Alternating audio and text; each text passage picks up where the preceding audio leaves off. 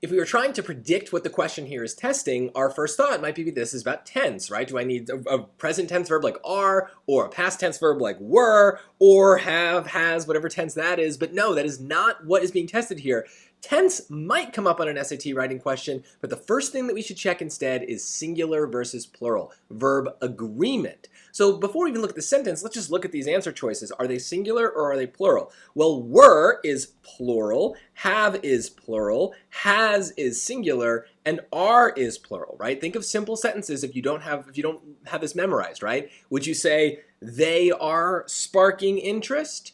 Or he are sparking interest, right? He are helpfully sounds weird to you because that's a singular he with the plural are. It doesn't match up, but they is plural, they are sparking interest does make sense. So our brain is really good at hearing this in simple context, but this situation right here is not a simple context. What they've done is they've kind of obscured what we're actually talking about. And so what the SAT kind of wants us to fall for here is that affects is plural and that is the subject of the verb, but no. The effects are not sparking interest. The discovery of leptin's appetite-suppressing effects is sparking interest, or since that's not an option, we need the other singular option here, which is C.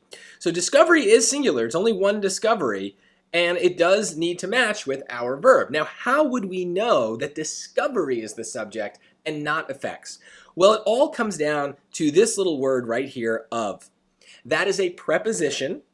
And so prepositions are little words that tend to tell us a little extra about something, right? They give us a little bit of a description. It almost behaves like an adjective.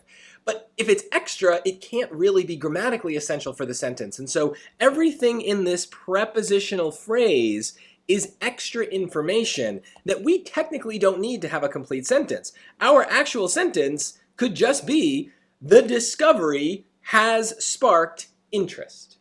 If we just have that, it's obvious that C is the answer because we would never say something like the discovery have sparked interest. It doesn't make any sense. The have doesn't sound right.